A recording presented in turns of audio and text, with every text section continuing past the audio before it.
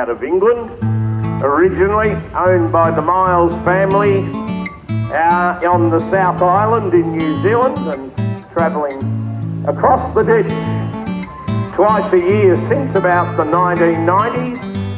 They have gathered quite a collection here and restored some absolute piles of steel in a corner of the yard into what you see today.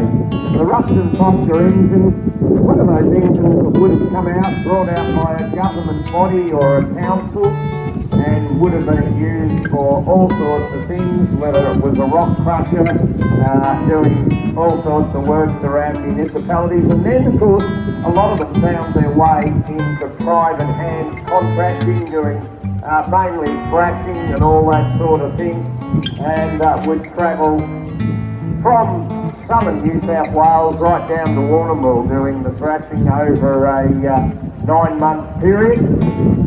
So a typical engine that you would have seen about there, 7 and 8 horsepower, 7 horsepower, the Ruston 1908, as you can see on the side of it, and a very nice engine, ticks over very, very nicely, and is a restoration project, as I say, coming across the ditch from New Zealand.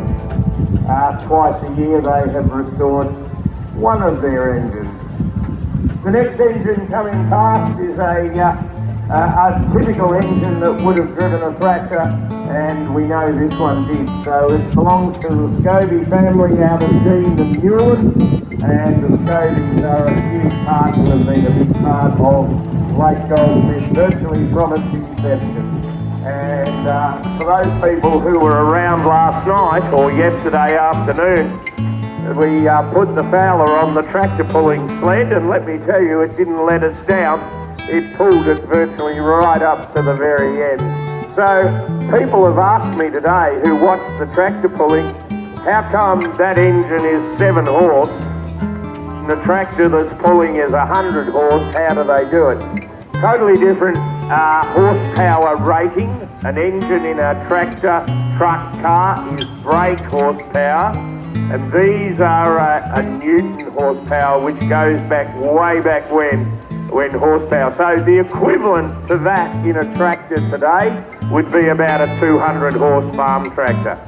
That's about the easiest way you can work it out, to give you some idea of the difference. Lazy Lady, an engine that is a heavy haulage unit, Mack superliner, whatever, again owned by the Miles family out of New Zealand. They purchased this engine at a sale in Coleraine, and it was a pile of junk, and I'm going to say that nicely, but a pile of junk in the corner. Rodney's smirking, he knows exactly what I'm talking about, down at TK Brown's yard in Coleraine, and they brought it back here and they have restored it to what it is. So this engine did heavy haulage work around Hamilton, Vasey, Casterton, Coleraine, Mount Gambier, and there's only 2 of them left in the world of that particular type. And again, flying backwards and forwards twice a year. They usually turn up a week before the rally. They'll blast off again Tuesday back to New Zealand. They have restored that one up as well. The Foden, owned by Steve Scobie and co, and family, however you want to describe that, family trust, I don't know. This belonged to Alec Fraser, another of the pioneer members of Lake Goldsmith, who's passed on, but this came from Yellowwaipura, just down near Tattayune, down the road about 35 minutes, and again sat under the trees down there for many years until Steve got hold of it and has had a full restoration as well. Tiny, the Aveling Porter. Now this engine here started out as a road roller and was converted to a traction engine. It has actually been here since Lake Goldsmith came to the rally grounds right here in 1962, and has been here ever since. And it was used after the Grand Parade, right where I'm standing now. We line it up just here. We put a rope behind it. We invite all the kids out, and they'd hook on and have a tug of war against Tiny. And it was very, very funny because the kids, Max, who drove it back then, was very cunning. He'd let the kids pull it back until they got on to about that angle, and then he'd just give it a flick on the throttle, and it was like a set of dynamos, you know, going... Grrr. But unfortunately, apparently, Slater and Gordon and Morris and Blackburn have stopped all that fun. I mean, you know, they banned bloody mercurochrome. I used to be riddled in it as a kid, and there's nothing wrong with me. I think, things have changed. Speaking of Aveling Porter rollers, that Tiny used to look like this in a former life, owned by the Frankses, who are long-term members here and that at Lake Goldsmith, and road roller. I don't even have to explain what that did, but the other thing it did do, they put a belt on the rollers and drive a rock crusher to crush the stone that they were rolling. Super Sentinel, 1925 model. The modern day version of that would be a Hino or an Isuzu tray truck. One step up from horse-drawn, team of heavy horses. These took over, and of course William Adams is the theme for our rally this year, 100 years. On the 127th, this machine was sold by William Adams, and of course the William Adams story is rather amazing. William Adams started in Bond Street, Sydney, in a small retail outlet. They sold, a bit like a stock and station agent of today, they sold milk separators, oil, you name it, a lot of agricultural stuff, but industrial stuff as well. And they sold Sentinel, and then they became, in the mid-20s, the Caterpillar dealer. Pretty much the rest is history. The Cowley roller, guess what? Read up there, made in Ballarat. Shit, we used to make some stuff before the politicians absolutely stuffed it. But anyway, we won't go down that road. And guess what? You don't have to plug this thing in. It goes. Amazing. We have become the laughing stock of the world. Anyway, don't get me started, please. The Wallace. And this, of course, these are a kit engine, I suppose, that you can buy and assemble into a steam engine. And there's quite a few of these getting around. They do everything that their bigger original cousins do, only they're not bloody electric. So ticking away, you could hook that up to a belt, it'd drive a saw bench, a pump, a little thrasher, anything along that lighting plant. A very good Wallace is another one that they're around. Another Cowley roller. Now, for those people who know Ballarat pretty well, Miller Brothers Engineering on Eureka Street, the building is still there where these were made. The foundry's gone, but where these were put together. We've got 3 Cowleys here. Have we got 3 here? 2. Whose is the third one that comes? Oh, 3 in Melbourne and 2 here. Sorry, that might be where I'm getting my numbers from. I've miscounted the sheep in the race again. Bugger. But again, built in Ballarat, road roller. Could also drive a rock crusher, etc. off the belt. Now, in modern day terms, if this engine is a real celebrity, really, in this modern day world, it'd have its own bloody podcast and be on Insta and all that. This engine here has featured in more television productions than you can poke a stick at. It has been on 4 Corners, Big Country. Now I'm going to say this, and don't shudder people, the Marlboro ad. there are some people saying, what is this idiot talking about? There are others who know exactly what I'm talking about. It featured in the Marlboro ad, not once, but twice. It belonged to the late John Norris, who was our long-serving secretary of the club. It has been on many a ABC production, Rush, the series they filmed at Sovereign Hill, which is escaping me. It's been around the block.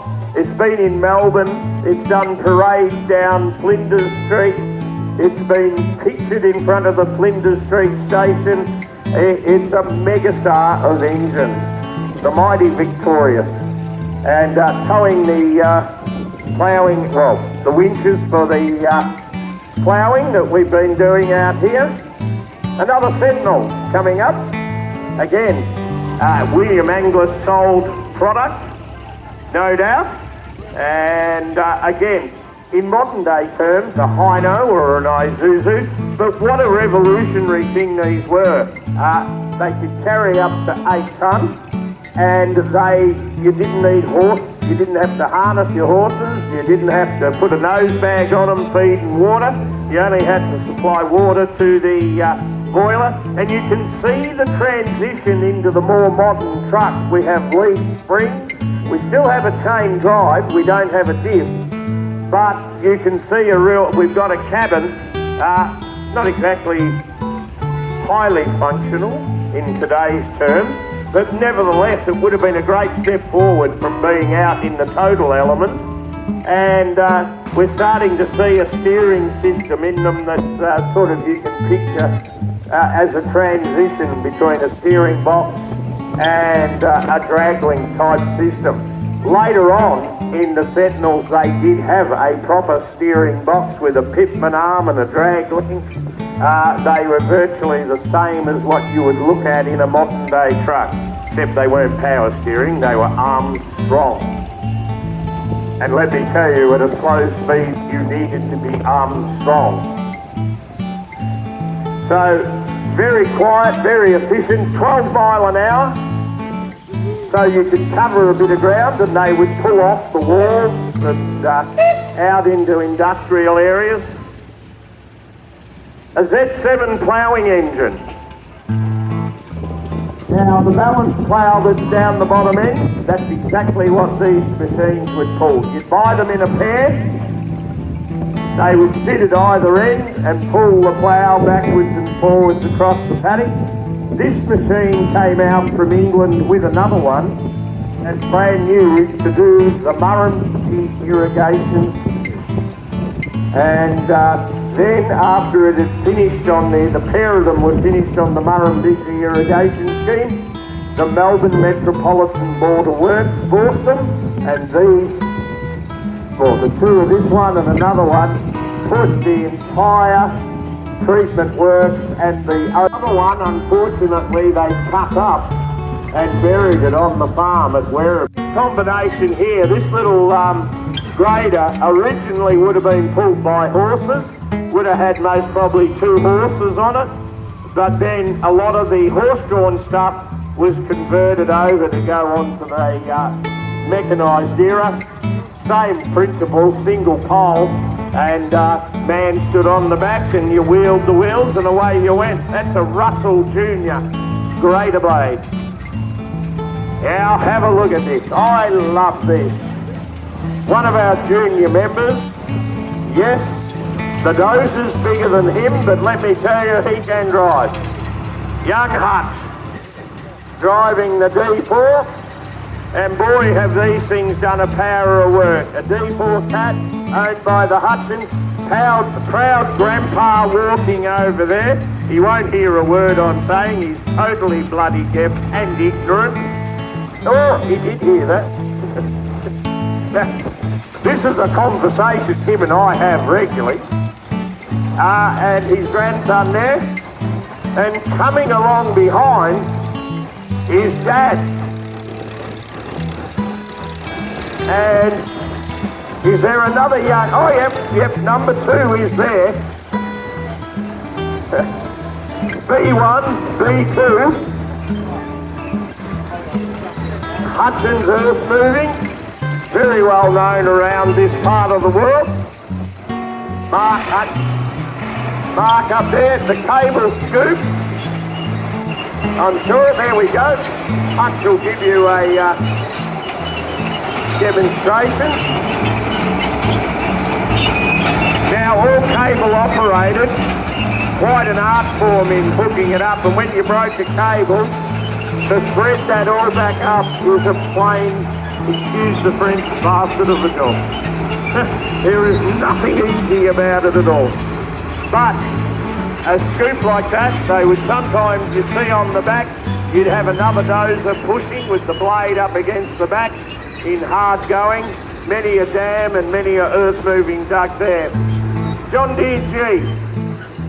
A lot of these tractors around. John Deere, a synonymous name around the world. Of course, started out as Waterloo Boy. Was originally the name of John Deere, or John Deere took them over. And plenty of this John Deere product right around the world. Corn tractor, really, is what they were known as in America. Now, here's a piece of Australian history when we used to make some magnificent products.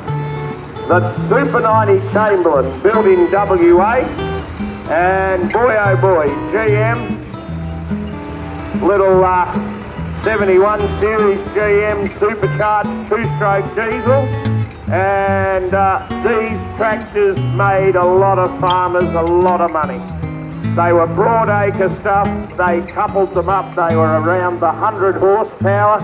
Back in the 50s, that was a big tractor. In the 60s, they would put dual wheels on them to get them to pull harder, and then they'd couple two of them up and call them a twin power.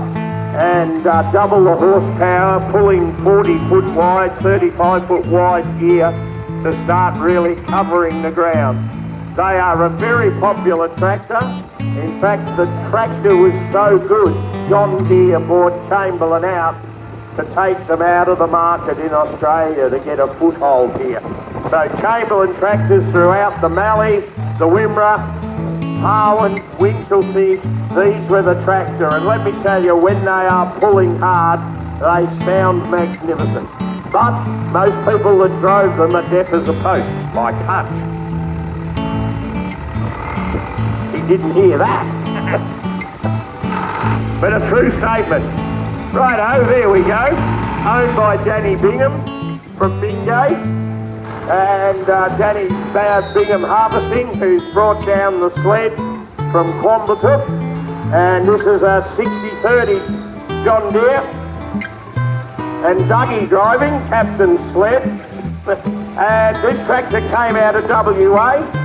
And a John Deere tractor that's, well, broad acre farming, a drawbar tractor, and would still go out and do magnificent work if you wanted it to. There is absolutely nothing wrong with that tractor.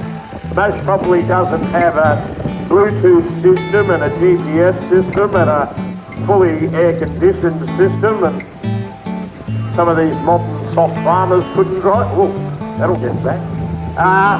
Little BMC tractor. Put a mid-mounted toolbar on it, would have been used in flower growing, vegetables, all that sort of thing. Not a highly horsepower, be 10 horsepower most probably, but a very versatile tractor. Worked in a lot of the flower growing areas of Moorabbin, Keysborough. Now, I know people are most probably going, Moorabbin and Keysborough, they're all houses and factories. Well, believe it or not, Moorabbin and Keysborough and surrounding areas were the biggest suppliers of fresh flowers in Australia. It was a huge area, all under glass houses, a lot out in the open as well, but that was a huge area, and a lot of these little tractors and Howards and all sorts of small tractors worked in those areas, in that industry. Super Dexter, Fortson, and not a lot of these sold of this particular type. They were a bit of a hybrid, even though they had the Ford badge on them. They were very Ford here, not quite so Ford up here, can I say, but a few of them around the trap. About a 25, 30 horsepower tractor, genuine horsepower. Sometimes they tried to say they were 40. No. Another Super 90 coming along, Chamberlain. This one came out of WA as well. I know a bit about this tractor. It might belong to me. And might have my daughter and her boyfriend driving it. So I very rarely get to drive them these days. A little bit of a unique story with this tractor. It's had a change. It's obviously had a problem in the head at one stage. Normally, if you look, the Chamberlains have the exhaust out here. This is the factory fit. It's got a marine head on it now. It's obviously had some sort of blow up or something turned to rubbish, and they've popped the marine head on it. Now the marine heads have 4 valves per cylinder, and the exhaust ports are on the other side. So if you actually have a look at this, it has genuinely been a farmer that cut a hole in that bonnet with the oxy. It's as rough as Hessian undies, let me tell you, the job on it. But as a tractor, it gave it more horsepower. They breathed a lot better. Still a GM. I'll never paint it up. I'll leave it like that. It's got a lot of character, and everybody, you look at that tractor, and it could tell 100 stories. It's most probably worked God knows how much ground in its life, but they are a magnificent tractor. 1938 Lance Bulldog, 12 horse or 14 horse it'll be. It's a 20. Now that's unusual in this size. They were generally around the 12, 14 horsepower. These tractors here will run on anything. Fish and chip oil, vegetable oil, light crude, diesel. Jet A1 goes real well in them, but that's a swear word at the moment. And they are a magnificent thing. I can actually tell you a very funny story. Pop the steering wheel out. This is how you start them. You put the steering wheel in there and you rock them backwards and forwards. Now the secretary of our club down there, Mr. Graham Milton, one of the funniest things I'd seen in my life was I had one of these, and I just got it and I'd got it ready to start, and Graham had a crack in the steering wheel here, and he's rocking it backwards and forwards, and it fired up, and he had a watch on, and it grabbed the wristband of his watch, wrapped him round the wheel and threw him down on the ground.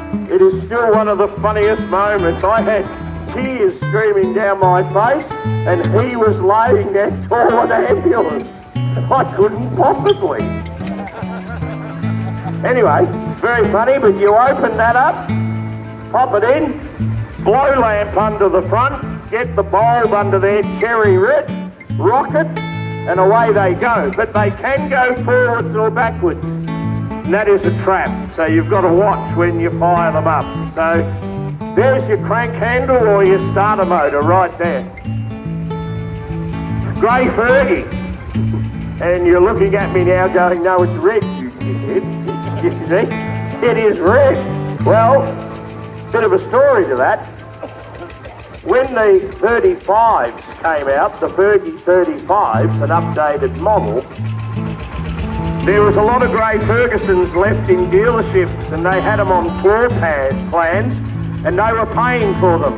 So a couple of the smart dealers, and I could name them, but I won't because one of them's still very current, painted them with a red bonnet to match the 35s. Now, I don't know if that's deception, but they sold a lot of the tractors around certain areas looking exactly like a 35, so they changed the rear wheels on them, put the 35 rear wheels, did quite a few things to them, but they were genuinely a Grey Fergie, really. But there was a lot of things went on with the old Grey Ferguson tractor. There we go. Yes. Keep it away from the bonnet, yep. Well, it's not genuine without burnt paint. You know, I know. All right. The grey Fergies, grey maggots I call them, they're everywhere. 16 and 18 horsepower, the only way to tell them apart is where the water pump's mounted on the block. If it's on the block, it's a 16. If it's on the head, it's an 18. And that is the only way you can tell without internally ripping the head off. So, yeah, it is a diesel, but I'm just saying, yeah, on the 35. Now, they had a real problem starting these, so they introduced high gas on the diesel. So you used to mix up a mixture of petrol and diesel or kerosene. It used to be powered kerosene with a lid of petrol, and you used to squirt it in. And they used to rattle like hell, but they fired up. Otherwise, in the cold, they would not start. You could wind them over till the cows came home, and they just, in the cold, in summer they'd start, in winter, waste of time. Another 30 coming along, again, petrol, this is a petrol powered, but they were most famous for the 3-point link hydraulics and draft control. And that's what stood them out from every other breeder tractor around at the time. Harry Ferguson made an implement that every implement you could possibly imagine, Harry Ferguson designed. Harry Ferguson worked for Henry Ford at Fordson. He had a vision. I don't know if it was that or he was on opium. I don't know. But anyway, he had a vision. And he had all these visions of everything you needed with a tractor for industrial, a bit of domestic, but mainly agriculture. And, well, the rest pretty much history. So the little grey Fergie was made, and they continued making them for a long time. These tractors were actually made in the Ukraine behind the Iron Curtain. And a lot of people do not know that, but I did my apprenticeship at a company called Rural Tractors. And I found when we were moving from the old Main Street premises, which had been there from the 30s, around to a new premises, I found a cylinder. And I was throwing it out, and I don't know what made me look, and I opened it up, and these were posters in Russian. And it had these Fergies on them, and they were actually assembled in the Ukraine. 35, an updated version, the next model up, there was a gold model, but the 35 standard, and it was the next step up in the Ferguson world from grey Fergie to a 35. Starting to get into the implement, carry-all or a milk can carrier. So if you're a dairy cocky, you didn't have to be, but there are a lot of the dairy cockies, you could put 6 cans of milk in there and cart it to the front gate. And as I said yesterday, all the dairy farms had milk in cans, wasn't bloody refrigerated, and it went to the front gate and it sat there in the 40-degree heat and waited for the truck to come along, which only had canvas sides, and then they picked it up and took it. I don't think it was homogenised, pasteurised and buggerised with, but we've all lived. We've all lived. Some of us had a house now too at home, but anyway, that's another story. Righto, here we go. Now this is a bit of trivia. When you're at your next... Oh, the other thing is it's got the tame version for wet areas on the tractor Harry Ferguson designed. Instead of in the wet area to give you extra grip, and they are the biggest sod of a thing to ever see. I reckon that'd be the only set in captivity. A father would have welded something up or made a bracket or done something with them because they were a nightmare. Anyway, here we have the slap in the face to Harry Ferguson. Harry Ferguson's product was no good, and Henry Ford himself personally became so upset that Harry Ferguson worked for his company, had the vision. Henry Ford sacked him personally as a nutter, and then he went out and built the grey Fergie with all the implements. Henry Ford thought, so what? I'll build a Ford 30. And that's what these are referred to. Painted them grey. They have a slightly different engine. They have a Continental engine. But he just copied Harry Ferguson's patented 3-point linkage. It went on for over 15 years in the court, in the High Court of England it ended up, and it cost Henry Ford the biggest commercial lawsuit in history, right up until recently, of £27 million an English judge awarded against the bombastic Americans.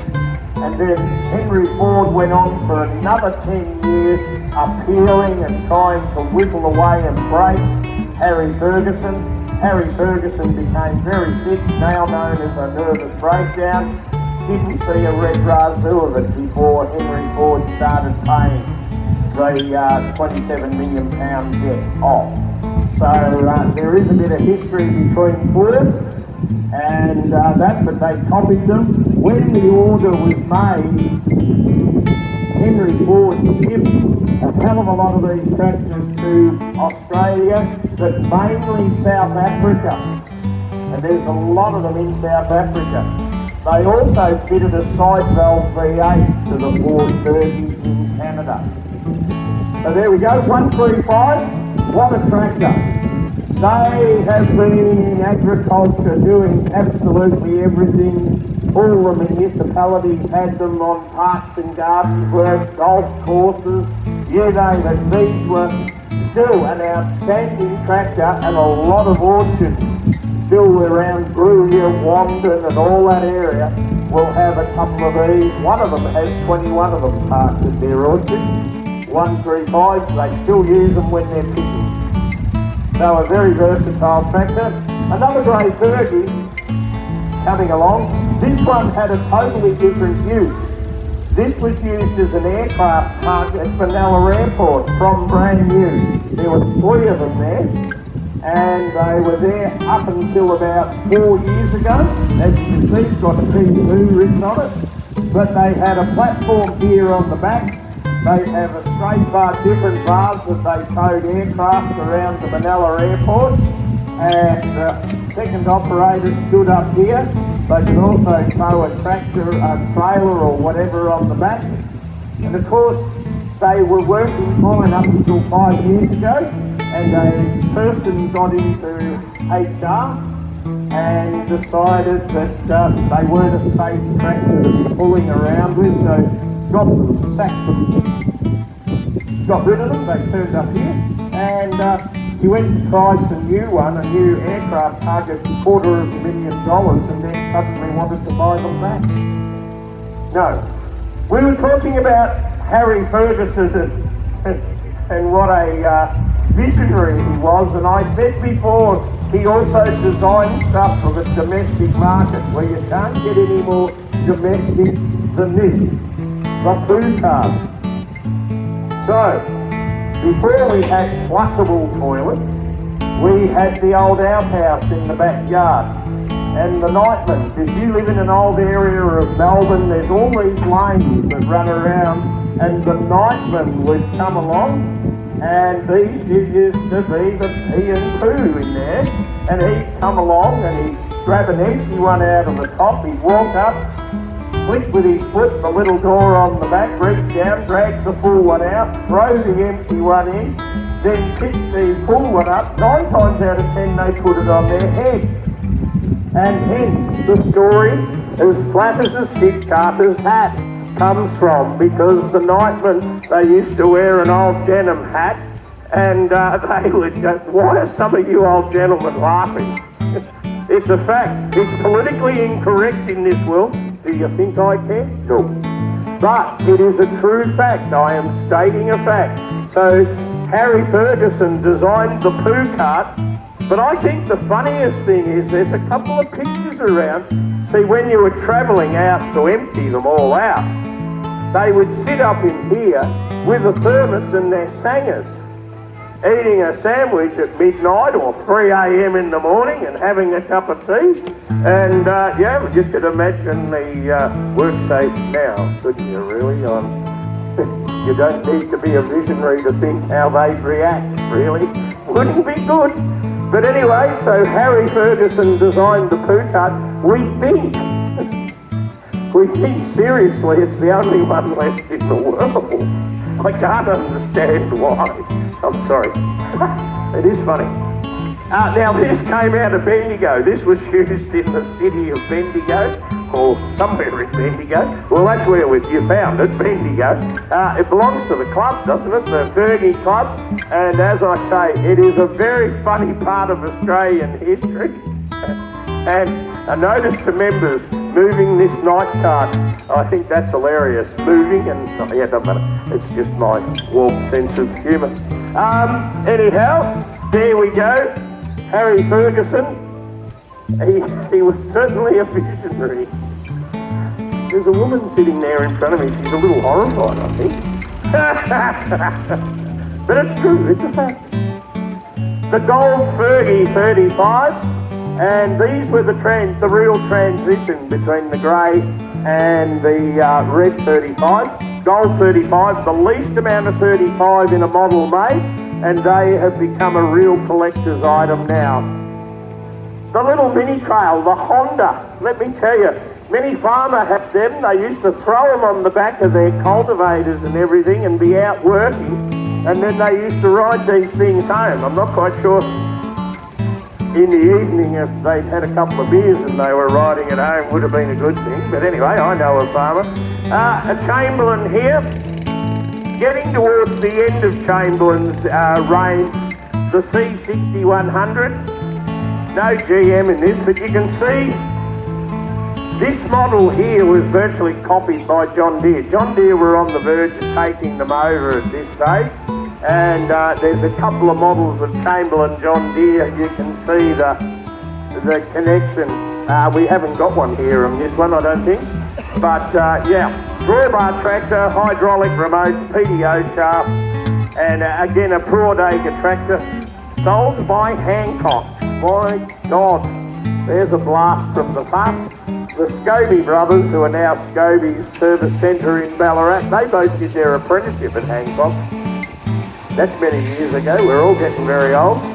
Here we go. Here's the future of the club, mucking around there with a little home-built machine, but it's a start. A very good start with the little Tonda running away, and there we go. Ride and lawnmower. Now, the Widowmaker coming next. Field Marshal. English equivalent to a Lance Bulldog. Nowhere near as good, but the equivalent. And they got the nickname the Widowmaker, and why? Because they were so short. And relatively speaking, their drawbar's pretty high, and they would climb over themselves. So if you were hooked onto a stump or something with a chain, they had enough grunt and they were that short that they'd climb over and rear over like a horse and just come straight down on top of the operator.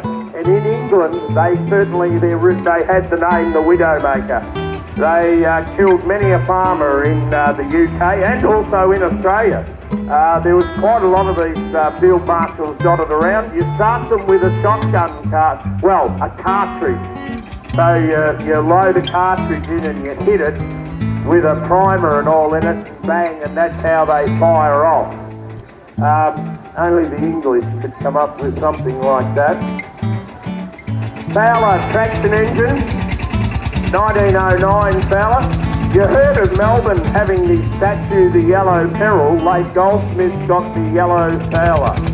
It's not an original colour, but it has been here for many years, and it would be a shame to ever see it change colour now.